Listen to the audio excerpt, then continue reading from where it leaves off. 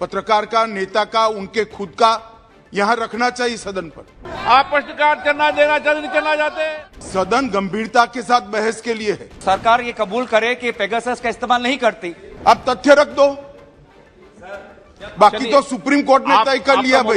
It's all चुपचाप. At that time, the friendly match between Congress and communists will go on.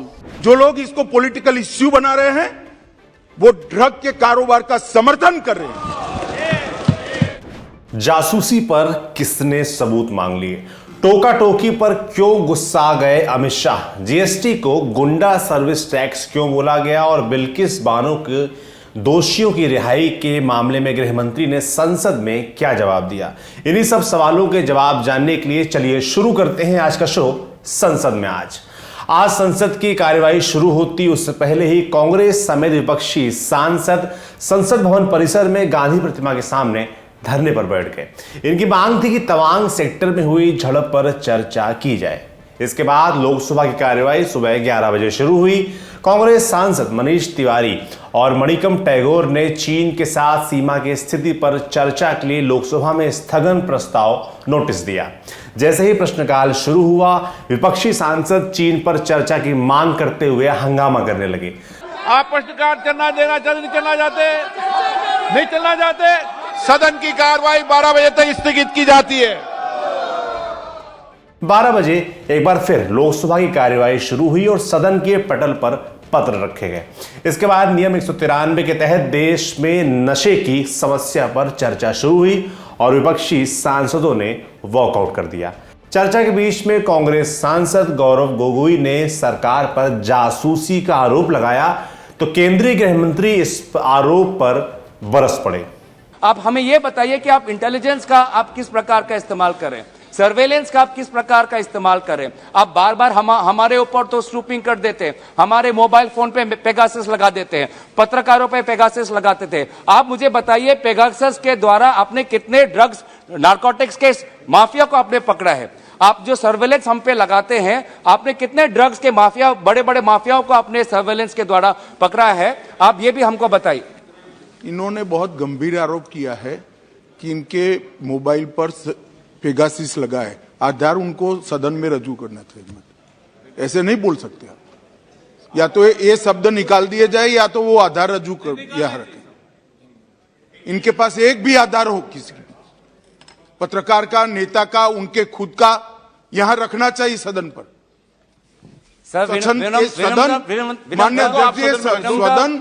सदन गंभीरता के साथ बहस के लिए है, स्वच्छंदी राजनीतिक आरोपों के लिए नहीं है सदन। हर सदस्य ने बोलते वक्त इसकी तथ्य को यहां रखने की पात्रता रखने के बाद बोलना चाहिए। सर, मेरा फिर आग्रह है कि अगर मेरी से कोई गलती हुई है तो सरकार ये कबूल करे कि पेगासस का इस्तेमाल नहीं करती।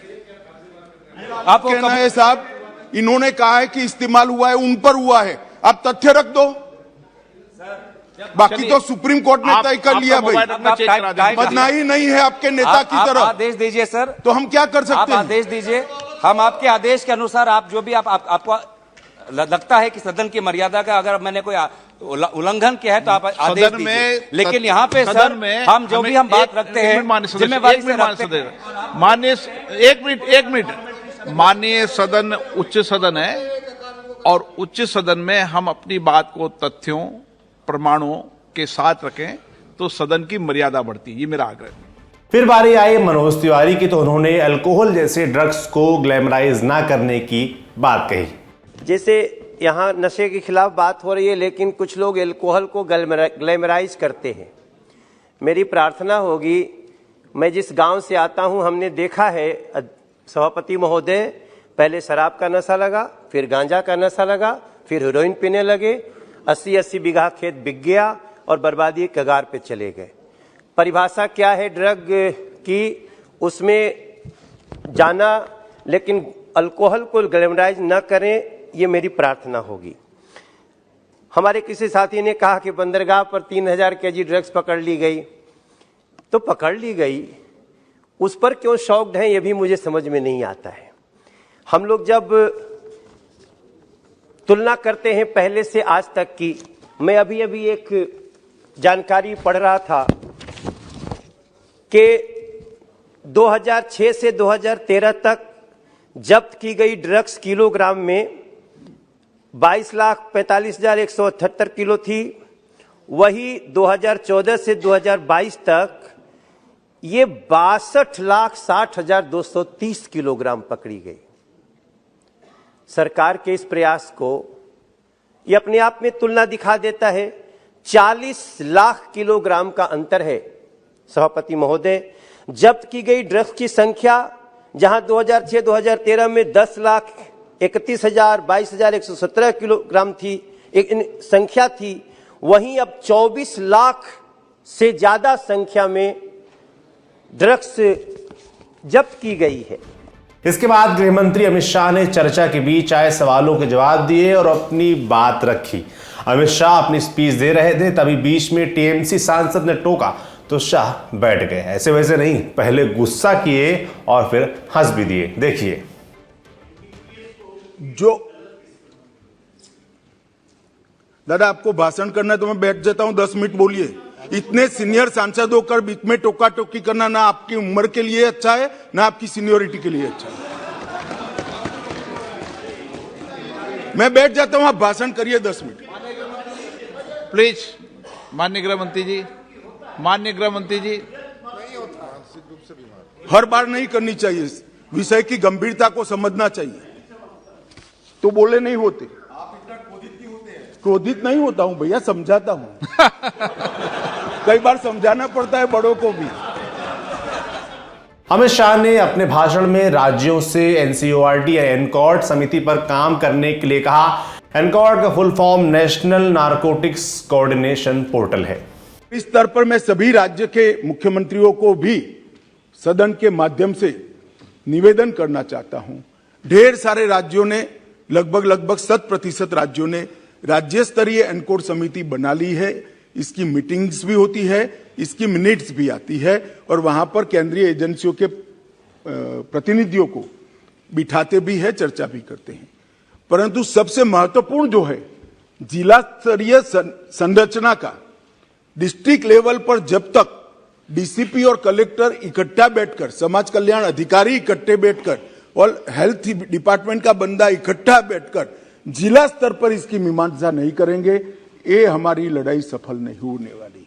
आज तक देश के सिर्फ 32% जिलों में, हम 1.5 साल से प्रयास कर रहे हैं, 32% जिलों में ही समिति बनी है। इस सदन के माध्यम से मैं देश भर के सभी राज्यों के मुख्यमंत्रियों को और केंद्र शासित प्रदेश के सभी सरकारों को, एलजी को, एडमिनिस्ट्रेटर्स को निवेदन करना चाहता हूं कि आप स्वयं व्यक्तिगत स्तर पर इंटरेस्ट लेकर आप अपने अपने राज्य में जिला स्तरीय एनकोड समिति की रचना करें। जिस दिन राज्य के, देश के सभी जिलों में जिला स्तरीय एनकोड समिति बन जाएगी और राज्य स्तरीय एनकोड समितियों को उसका फीडबैक मिलेगा, ये लड़ाई हमारी बहुत मजबूत हो जाएगी। और मान्यवर, अभी कुछ सदस्य पढ़ रहे थे, मैं इस पर कोई टिप्पणी करना नहीं चाहता, सिर्फ एक दृष्टिकोण के बदलाव की विनती करना चाहता हूं। किस राज्य में से सबसे ज्यादा ड्रग्स पकड़े गए, उसका मतलब हम ये ना निकाले कि वो राज्यों में सबसे ज्यादा ड्रग है। इसका मतलब ये है कि वो राज्य सबसे ज्यादा काम करता है और पकड़ता है। अगर पकड़ते ही नहीं है तो कुछ नहीं पकड़ा जाएगा, तो फिर पंजाब में ड्रग ही नहीं है। अगर पकड़ना नहीं है तो आंकड़े अच्छे ही हो जाएंगे। मगर क्या इस शुतुरमुर्ग नीति से हम देश को बचा सकते हैं? नहीं बचा सकते। हमारा मुंह मिट्टी में डालने से आंधी नहीं चली जाती मान्यवर, आंधी को फेस करना पड़ता है, सीने पे झेलना पड़ता है। बैठ जाओ, बैठ जाओ, बैठ जाओ, बैठ जाओ, बैठ जाओ।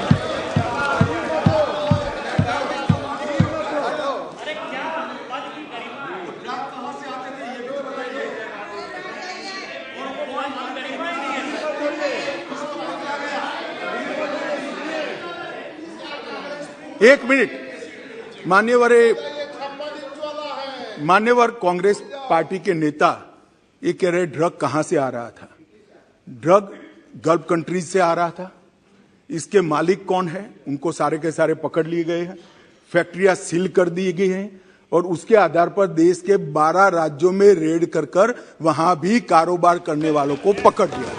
और दूसरी बात, अभी मेरे पास नहीं है, मुझे मालूम नहीं था कि मुझे पुलिस इंस्पेक्टर की तरह इस सदन में जवाब देना पड़ेगा, तो मैं डिटेल लेकर नहीं आया हूं, मगर चालान कर दिया गया है, ऑनलाइन उपलब्ध है, सर्च कर नहीं मिलना है तो मुझे बताइएगा, मैं भेज दूंगा।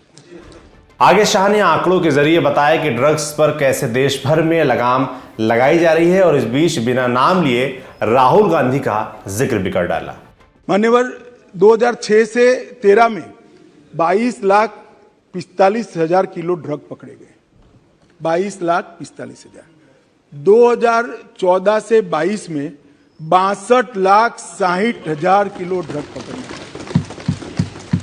मान्यवर, यूनिट्स में देखे तो 10 करोड़ यूनिट्स पकड़े गए, और अब मोदी जी के शासन में 24 करोड़ यूनिट पकड़े गए। कीमत में लगभग 23,000 करोड़ की कीमत थी 2006 से 13 में। इतनी महंगाई वहां नहीं हुई है जिससे कीमत बढ़ जाए, मात्रा बढ़ी है 23,000 करोड़। और मान्यवर, अब 97,000 करोड़ के ड्रग को पकड़कर जला दिया गया, 5 गुना ज्यादा।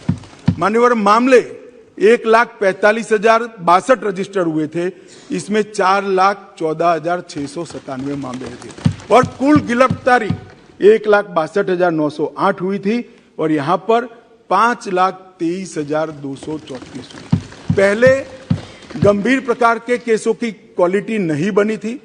ड्रग के सेवन करने वाले का केस अलग होता है, ड्रग के खुदरा व्यापार करने का केस अलग होता है, और ड्रग स्मगलिंग और ड्रग के डीलर का केस। हमने डीलर और स्मगलिंग के केस को गंभीर प्रकार के 13,000 केस मान्यवर डीलर और स्मगलिंग करने वालों के खिलाफ रजिस्टर हुए। ये बताता है कि हमारी दिशा सही है, परिणाम भी मिल रहे हैं। मान्यवर, कई बार मैं तो आश्चर्य करता हूं, कई बार सभाओं में मैंने देखा एक राष्ट्रीय नेता उपस्थित नहीं है, उपस्थित होते तो नाम भी दे देता, यात्रा में है तो नहीं, मैंने कहा ना, नहीं, मैं सुनिए ना, मेरा सोच के बारे में कुछ नहीं है, समझ के बारे में समझो जरा। मान्यवर, मैंने गुजरात के चुनाव के वक्त एक भाषण सुना कि गुजरात में ड्रग का कारोबार बढ़ गया है, गुजरात से ड्रग पकड़ा जाता है। अरे भाई, देश की सीमा है, बंदरगाह है, बंदरगाह से आएगा, हम पकड़ेंगे तो अच्छा किया या बुरा किया, ये समझ में ही नहीं आ रहा है। अब पंजाब में नहीं पकड़ा जाता है तो क्या बिट्टू साहब कह सकते हैं पंजाब में ड्रग नहीं है? भाई, पकड़ना कोई बुरी बात नहीं है, पकड़ना अच्छी बात है, और हम इस कमेंट से कोई हतोत्साह नहीं होंगे, और पकड़ेंगे और खत्म करेंगे। अमित शाह के भाषण के साथ 2 दिन से लोकसभा में नशे की समस्या पर चल रही चर्चा समाप्त हो गई। इसके बाद लोकसभा में संविधान अनुसूचित जनजाति आदेश 5वां संशोधन विधेयक 2022 पर चर्चा शुरू हुई। इस बिल का उद्देश्य छत्तीसगढ़ में अनुसूचित जाति सूची में शामिल धनुअर, धनुआर, सोनरा, सावनारा और बिंझिया समुदायों को अनुसूचित जनजाति सूची में शामिल करना है। अब बढ़ते हैं राज्यसभा की तरफ। राज्यसभा की कार्यवाही भी हर रोज की तरह सुबह 11 बजे शुरू हुई, और सबसे पहले सदस्यों द्वारा सभा पटल पर पत्र रखे गए। इसके बाद संसदीय कार्य राज्य मंत्री अर्जुन राम मेघवाल ने अन्य पिछड़ा वर्ग यानी ओबीसी के कल्याण संबंधी समिति के चुनाव के लिए प्रस्ताव पेश किया। इसके बाद राज्यसभा में शून्यकाल शुरू हुआ, और शून्यकाल में लोकहित के मुद्दे उठाए गए। इस दौरान संसद में यूपी में जीएसटी की छापेमारी का मुद्दा उठा। मैं आपके माध्यम से सरकार का ध्यान एक अति महत्वपूर्ण विषय पे दिलाना चाहता हूं मान्यवर। 1 हफ्ते तक हमारे पूरे उत्तर प्रदेश में मान्यवर जिस तरीके से छापेमारी का आतंक हमारे छोटे व्यापारियों के ऊपर डाला गया, छापेमारी का जो आतंक डाला गया, उससे उनको राहत मिलनी चाहिए। छापेमारी तो दूर की बात है मान्यवर, जीएसटी के अधिकारी नहीं गए छापामारी करने के लिए, पुलिस बल साथ में लेके गए, चेक भरवा के लेके आए। अयोध्या का मामला, एक व्यापारी से 5 लाख का चेक लिया, गोंडा में एक व्यापारी से 3 लाख का चेक लिया। अरे भाई, आप मामले की जांच कीजिए, उसके बाद तब आप टैक्स लीजिए। आपने मामले की जांच भी नहीं की। छोटे मझोले जितने भी व्यापारी हैं उनको पूरे उत्तर प्रदेश में आपने तंग कर रखा है। मैं तो मान्यवर यही आपके माध्यम से इस सरकार से अनुरोध करना चाहूंगा। The honorable member will give details जी, of I these will give details. two incidents, and honorable member is yet to give details of the information. I have sought. given, sir. No, not given. Check up. I have given, Give the details also. Sir. And please conclude. हाँ, concluding sir. Sir, ये tax की जो प्रणाली उत्तर प्रदेश में लागू करके व्यापारियों को जो परेशान किया जा रहा है, इस पर रोक लगनी चाहिए। जीएसटी के माध्यम से जीएसटी को जीएसटी ही रहने दीजिए, उसको गुंडा सर्विस टैक्स में तब्दील मत। शून्यकाल के बाद प्रश्नकाल शुरू हुआ तो पंचायती राज, शिक्षा और गृह मंत्रालय के अंतर्गत आने वाले मुद्दे उठाए गए। इस दौरान इमरान प्रतापगढ़ी ने बिल्किस बानो मामले में दोषियों की रिहाई का मुद्दा उठाया तो सदन में हंगामा होने लगा। भारत की एक बेटी, गर्भवती महिला बिल्किस का गैंग रेप और उसके परिवार के 7 लोगों की जघन्य हत्या, उनके कैदियों को रिहाई, क्या यह मैटर ऑफ स्टेट है कि गृह मंत्रालय भी इस पर कभी इस पर ध्यान देगा या नहीं देगा? It's only matter of state.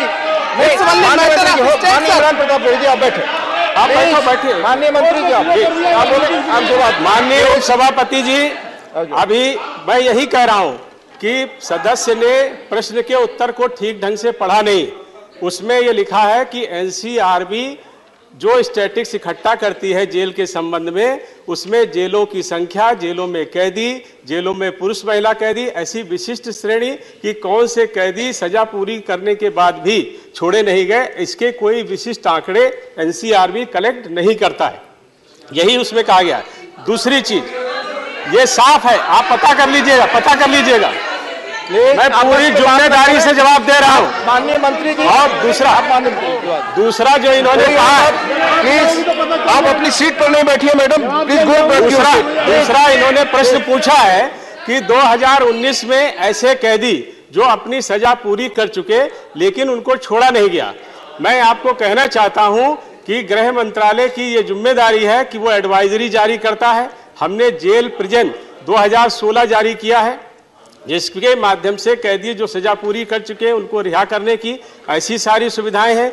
उसके अलावा हम ई प्रिजन के माध्यम से हमने 100 करोड़ रुपए की लागत से जेलों में ई सिस्टम डेवलप किया है, जिसमें कैदी कब आया, कब गया, कब उसकी सजा पूरी हुई, ये सारा करके प्रदेशों की एक व्यवस्था होती है जिसके माध्यम से उसको पूरा करते हैं। और इसलिए जो भी लोग हैं उसमें हमने एक नई, अभी हमारे प्रधानमंत्री जी के नेतृत्व में हमने 15 अगस्त 2022, 26 जनवरी 2023 और 15 अगस्त 2023 के लिए एक विशेष योजना बनाई है, जिसमें ऐसे कैदी जो जुर्माना अदा न कर पाने के कारण जेल में हैं, उनको प्रदेश सरकारों को कहा गया है कि वो जेल से रिहा किए जाएं। और ये प्रश्न माननीय उपसभापति जी, चूंकि जेल में जो कैदी सजा पूरी कर चुके हैं उनके संबंध में है, इसलिए जो जिनकी सजा माफ की गई है उसके संबंध में अगर कोई जानकारी है तो अलग से नोटिस और प्रश्न पूछना चाहिए। धन्यवाद।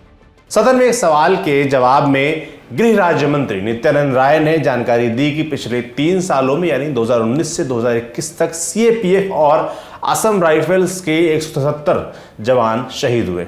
प्रश्नकाल के समाप्त होते ही राज्यसभा कार्यवाही 2 बजे तक के लिए स्थगित कर दी गई। फिर 2 बजे के बाद वित्त मामलों से जुड़े विनियोग नंबर 4 और 5 बिल 2022 पर चर्चा शुरू हुई। विनियोग बिल केंद्र सरकार को भारत की संचित निधि से धनराशि की निकासी का अधिकार देता है। आज बिल से जुड़े सवालों का जवाब दिया वित्त मंत्री निर्मला सीतारमण ने। In a very colloquial and also very populist way, he said, what is Aadhaar card? You should actually be giving Udhar cards. And he also said, inflation, the wholesale inflation, WPI inflation is high and it is in double digit. Sir, he is a qualified accountant. Honorable member is a qualified accountant. I am not one. So with my limitation, but I still want to present before him that he should kindly look into the numbers before he speaks. He's not here. इसके बाद voting के जरिए विनियोग संख्या 5 विधेयक 2022 और विनियोग संख्या 4 विधेयक 2022 वापस लिया गया। थोड़ी देर बाद राज्यसभा में ही the anti maritime piracy bill 2019 या हिंदी में कहें तो समुद्री जलदस्युता रोधी बिल चर्चा के लिए पेश हुआ और इसे विदेश मंत्री एस जयशंकर ने पेश किया। ये बिल भारतीय अधिकारियों को गहरे समुद्र में समुद्री डकैती के खिलाफ कार्रवाई करने का अधिकार देता है। तो ये थी आज की संसद की कार्रवाई। आपका इस पूरी कार्रवाई पर जो हंगामा हुआ, उस पर जो बातचीत हुई, जो आपके मुद्दे उठे, उस पर क्या सोचना है हमें कमेंट बॉक्स में लिखकर जरूर बताएं। बाकी ये शो आपके लिए लिखा था हमारे साथी अंशुल ने। देखते रहिए दी ललन टॉप। शुक्रिया।